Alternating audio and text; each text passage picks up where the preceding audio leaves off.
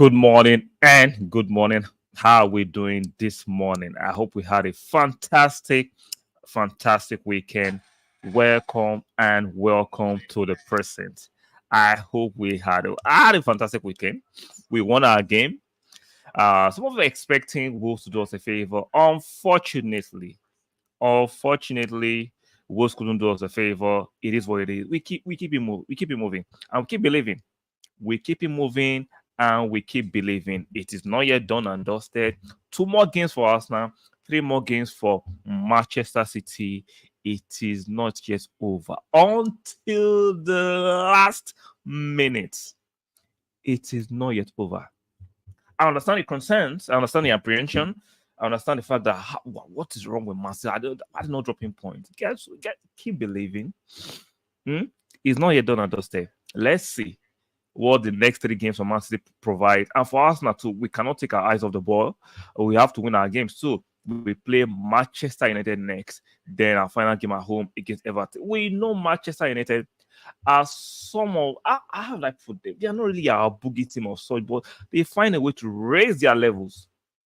Manchester United might be in the dumpster fire. Manchester United might be struggling for form, for anything. But once Arsenal are in town at Old Trafford, somehow miraculously, Manchester United find a way to raise their levels. So we have to make sure this time we go there professionally, we keep it tight, we don't play the gongo football, we do not go to the base with Manchester United. There's not fall for the same temptation Liverpool fell for, decided to go gongo toe to toe with Manchester United, playing disorganized football. No, no, we are going to play our controlled football. We are going to have structure to where we play. We are not going to be going back and forth with them because that is their forte. They have nothing substantial to play for aside from the FA Cup final, which I think they will still lose against Manchester City, their bitter rival. But let us win our games. Before we continue these conversations, guys, be kind enough to strike the like button. If you're watching the play black, please strike the like button, subscribe, and do not forget to make sure you turn on your notification bell. Let me repeat one more time for those at the back who didn't hear me the first time. Please like the video. Very important. Subscribe, and do not forget to make sure check that your notification bells are turned on so you can get notified when we go live on the live stream and when we drop videos on this channel. So moving forward, so we are still on top of the league, even though we played a game more than Manchester City. Manchester City are not at this moment, they've not dropped points. The pressure is on, it's going down to the wire. I'm still relatively optimistic. There's no other thing for us as Arsenal fans to remain very optimistic. It's frustrating. You are hoping on Manchester dropping points. Remain optimistic and let's see what the future provides all of us. I'm hoping and I'm praying that the future provides us with happiness and elation, celebrating winning the league after 20 years of missing out. So Mikeleta, has, in my opinion, has done a fantastic job. Yes, we can criticize a bit of certain decisions he has made, things we have done better, but in general, as a whole, Mikel Arteta has done a very good job on this team. The building of the squad, the quality of our play, the decision making, the adaptation to certain things. Mikel Arteta has been fantastic. Arsenal has actually improved the quality of signing our players to long-term deals. We are not yet haggling over certain wages. We are actually moving, and the trajectory is looking great. You cannot tell me Arsenal trajectory is not looking very fantastic at the moment. It is looking very fantastic, and I'm happy to be witnessing this. I know we need to win trophies as soon as possible, and I agree with that. And I think we'll win trophies, but it takes a process, right? It's a process, and it's looking good. We are all our key players are on secure deals. They're not leaving, and we're going to add quality at the summer. So everything is looking good at the moment. Aside from this Man City, who have refused to drop points right now. But guess what? They play Fulham next. Then Tottenham. Then West Ham. They play three London teams. They are going to be playing three London teams.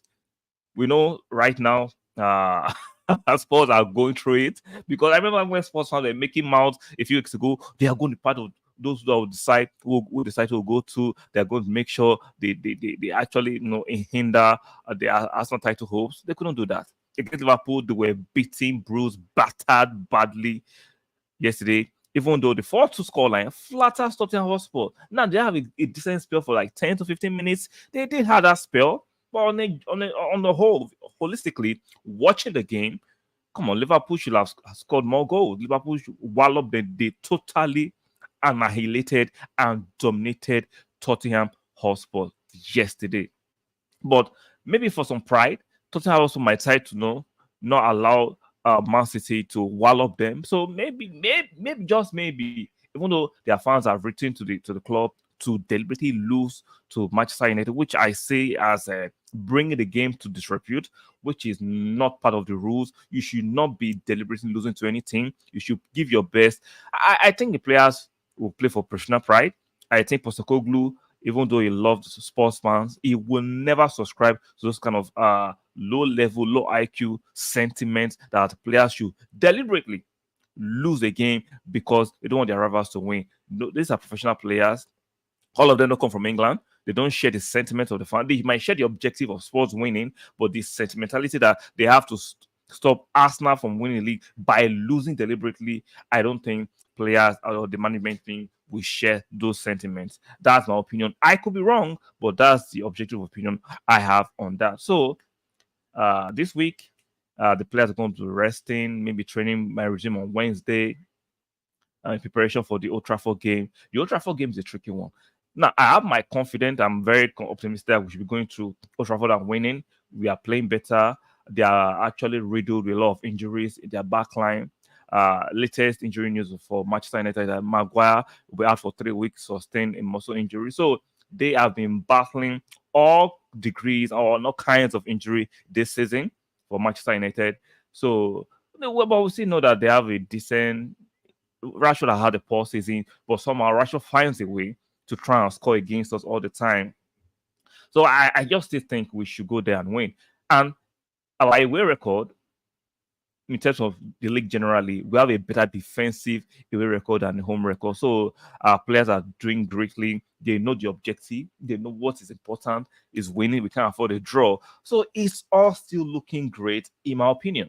And Man City too are doing their own beat. They smashed Wolves 5-1 at the weekend. I was thinking Wolves would put up a fight. Unfortunately, Wolves didn't put up much of a fight. The match was actually done by the first half. I think it was 3-0 in the first half. It was done and dusted. Once it was 3-0, I'm like, up to Fulham we move. Can Fulham do something? I don't know. But they should be able to do something. They have the players. On a good day, Fulham can be that team that can. Remember, Fulham beat us away. They almost beat Liverpool. And if not for the refereeing controversial decisions against them when they played at Manchester City earlier in the season, they were actually giving Manchester City a decent run for their money until that controversial goal that was given to Manchester City. So it's not all done and dusted. There is still hope for Arsenal to go and still win this league. It's tough. It's very tough, and I share those sentiment that is tough, but there is still hope for Arsenal to go and win this league. It's going to be slim margins. Yeah, we need Man City to draw. Let me check real quick the goal difference between Arsenal and Manchester City, because that might actually come in handy. That could come in handy. While I check, guys, if you're watching this on the playback, please do not forget to strike the like button. One more time, I have to remind you guys, strike the like button, subscribe here, subscribe, and lastly, make sure you turn on your notification bell. I have to repeat it twice so that you guys can get it. Strike the like button, very, very, very, very important. Do not forget to subscribe here, subscribe, and make sure you turn on your notification bell. Let me quickly check the goal difference, right? Because I know Manchester City actually scored a lot of goals at this weekend. So the goal difference between Arsenal and Manchester United, not Manchester United, Manchester City. So Arsenal have 60 goals difference, while Manchester City have 54. So there's still a healthy lead of 6 goal difference. So they play Fulham next away. I don't think Fulham will allow them to be smashed. Let's say, peradventure, Manchester City actually beat Fulham. I don't think they'll be able to beat Fulham, uh, score 2, 4, 5 goals against that. I don't think so. And we play against Manchester United. I don't think we can smash them. It's not impossible. On a good day, if we take our chances, and Manchester United are poor defensive as they've been, but at Old Trafford, I don't think it was easy to smash Manchester United at Old Trafford for a 4-5-6. It's not impossible, but the fans will not have it. The players know that the fans will not have it.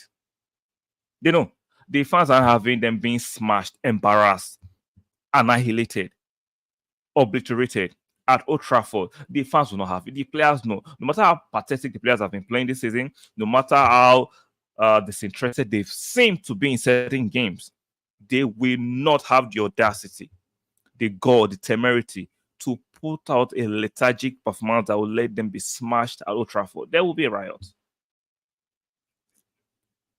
The fans are not having it. The fans are not going to have it. So I just want to win. The objective is to win. Now, if there's opportunity to continue to improve the goal difference, we'll take it. We will take it. But the primary objective first is to go to Old Trafford and win the game well. Like I said, Manchester United, even though when they are horrible, when they're having lots of form, they are losing to other teams. When immediately Arsenal shows up, there is a level of motivation, adrenaline that is pumping through their players' veins. They do like they mustn't lose to Arsenal. So that's why I'm looking at it. I'm like, it's going to be tough. It's going to be very, very tough. Very, very tough for Manchester United to actually allow themselves to lose by goal margin. I'm not saying they will not lose, but the goal margin, I don't expect us to extend our goal difference at Old Trafford because they won't have it. They ain't having it. So let's talk about the David Moyes commentary yesterday regarding the fact that West Ham are shipping goals because of Declan Rice. That's very complimentary on the player. I'm sure the Rice will see those comments and like, yeah, they miss me, which is fair. But is that totally true? Because like managers sometimes they can't even read the room. Even though you might have some sentiment regarding a player that's left your club, for you to put it out there in the press conference, I get it. He can put it out there because he knows he's leaving the club, but show some respect to your players. Alvarez has not been a bad signing for West Ham. They've done decently for his first season. He's not looking out of place at the moment.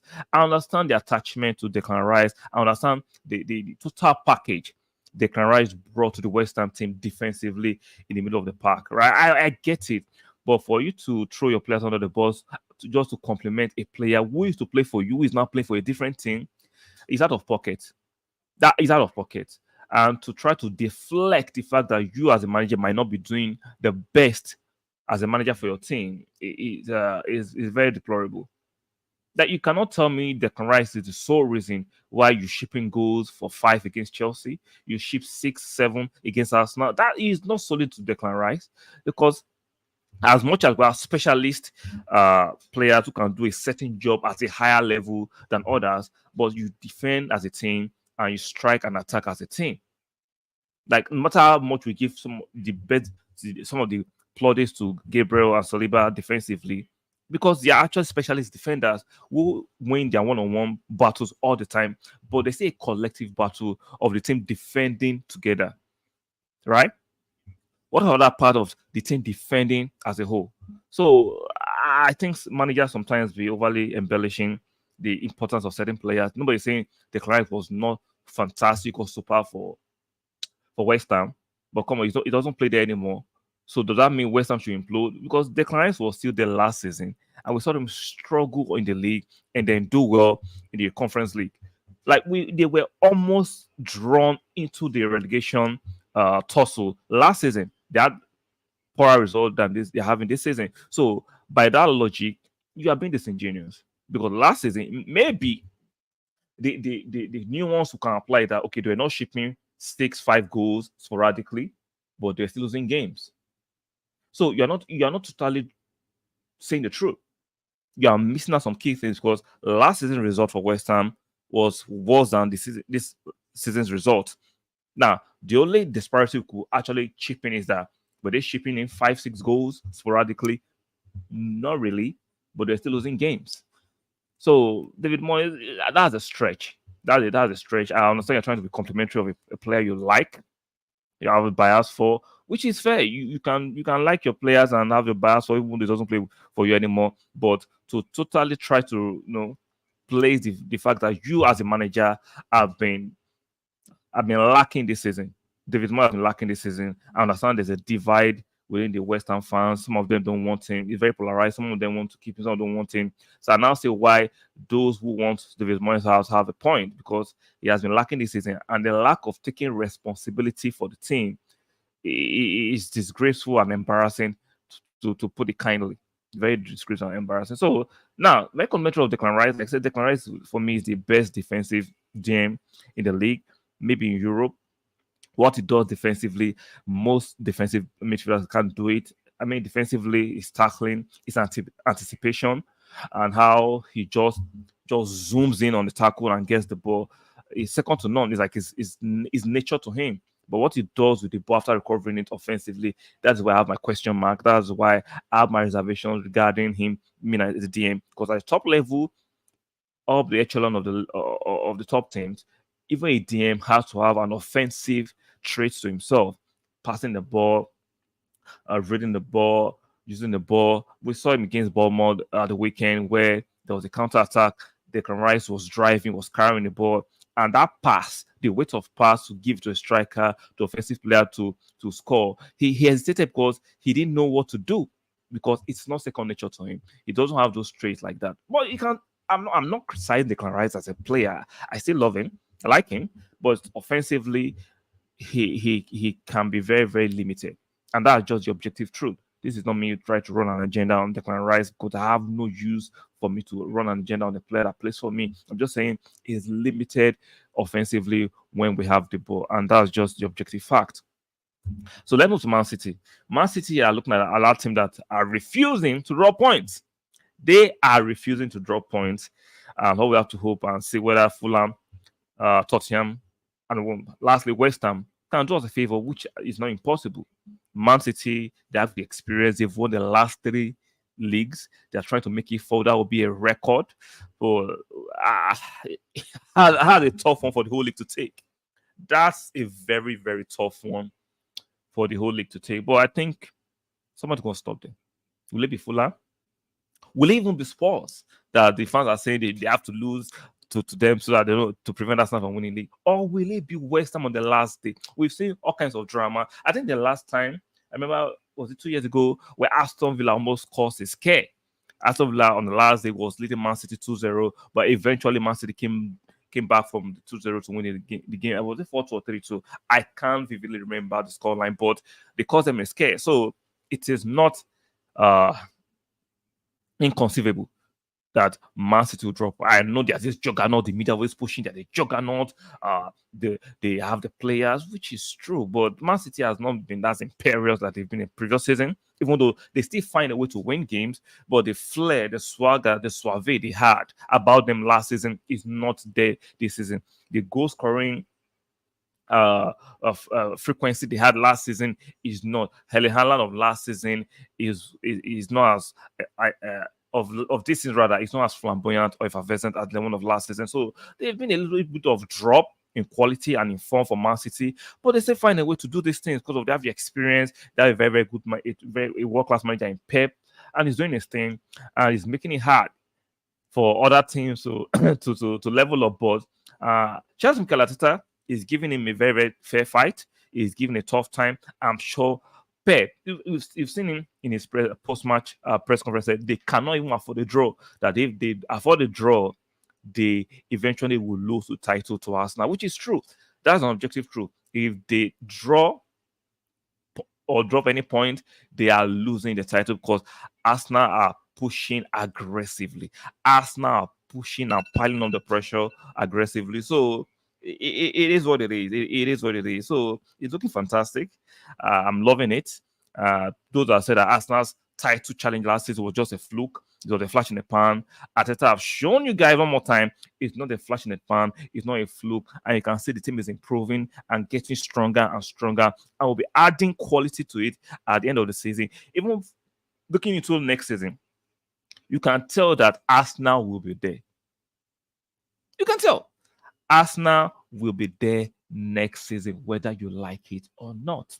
Because the trajectory is just upwards. We are signing our players to long-term contract. The players have bought into the project. They are not leaving. They can see that we are building a dynasty at Arsenal. They can see it. The players can see it.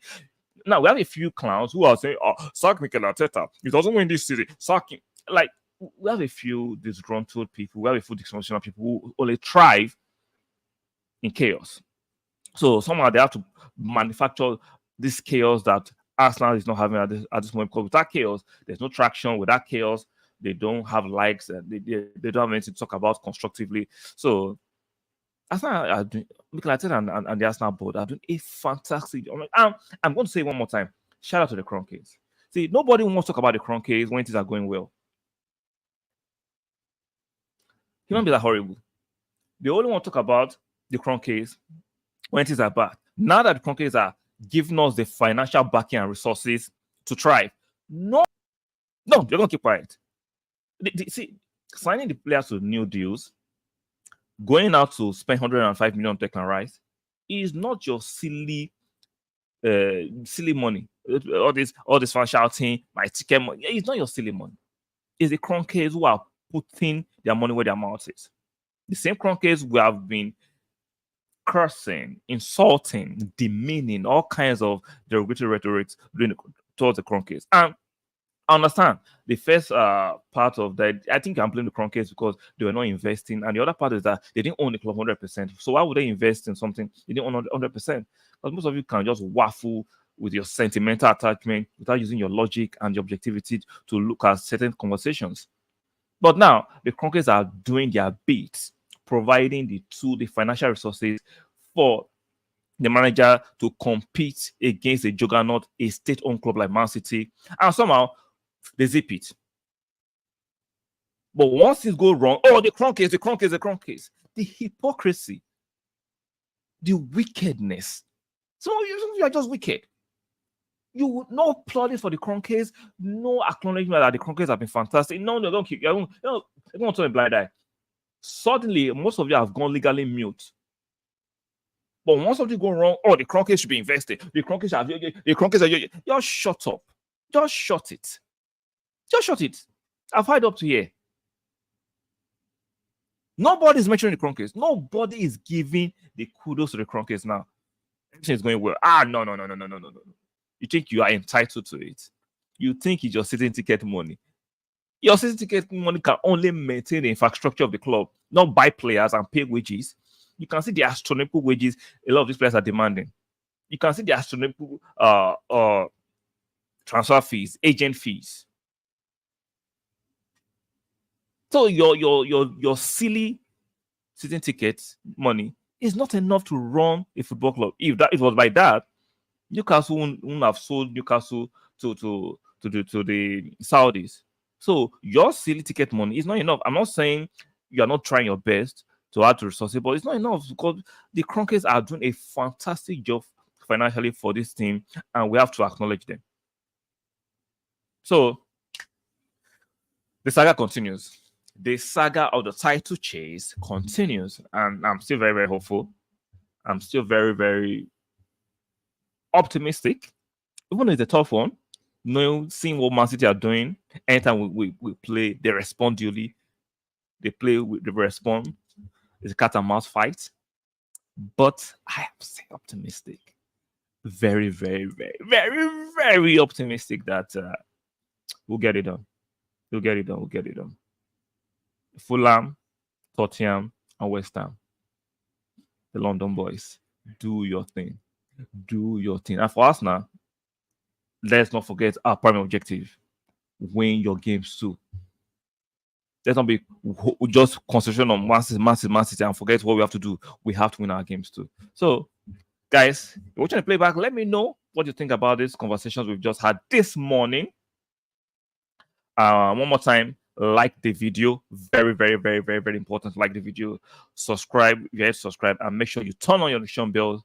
Very, very important. So that'll be all for this morning's stream. Spoken about the title race. Arsenal continues to push for the title. Spoken about Man City with Istanbul. It's not looking like that, but it's looking like in the next 3 games, maybe, just maybe, the stumble is coming across. And David Moyes saying the reason why they are conceding goals in droves and in numbers is because Declan Rice is no more in our midfield. Very pathetic way to put it. So like the video, subscribe, turn on your notification bells, and we will see you on the next one. Bye for now.